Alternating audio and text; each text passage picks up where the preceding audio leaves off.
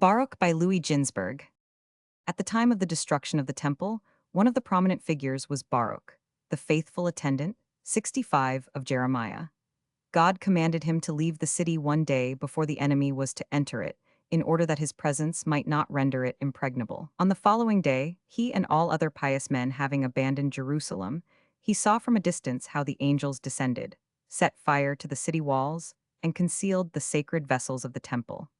At first his mourning over the misfortunes of Jerusalem and the people knew no bounds. But he was in a measure consoled at the end of a 7 days fast, when God made known to him that the day of reckoning would come for the heathen, too.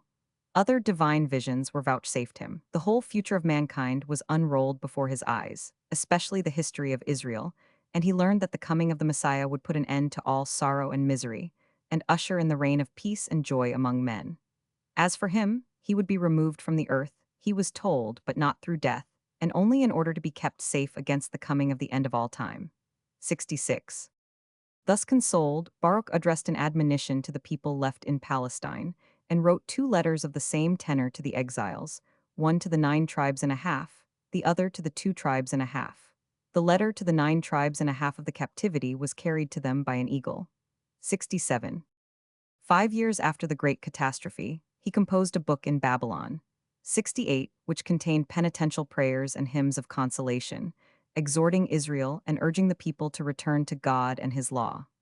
This book Baruch read to King Jeconiah and the whole people on a day of prayer and penitence. On the same occasion, a collection was taken up among the people, and the funds thus secured, together with the silver temple vessels made by order of Zedekiah after Jeconiah had been carried away captive, were sent to Jerusalem, with the request that the high priest Joachim and the people should apply the money to the sacrificial service and to prayers for the life of King Nebuchadnezzar and his son Belshazzar. Thus they might ensure peace and happiness under Babylonian rule. Above all, they were to supplicate God to turn away his wrath from his people. Baruch sent his book also to the residents of Jerusalem, and they read it in the temple on distinguished days and recited the prayers it contains. 69. Baruch is one of the few mortals who have been privileged to visit paradise and know its secrets. An angel of the Lord appeared to him while he was lamenting over the destruction of Jerusalem and took him to the 7 heavens, to the place of judgment where the doom of the godless is pronounced, and to the abodes of the blessed. 70. He was still among the living at the time in which Cyrus permitted the Jews to return to Palestine, but on account of his advanced age, he could not avail himself of the permission. So long as he was alive, his disciple Ezra remained with him in Babylonia, for the study of the law is more important than the building of the temple.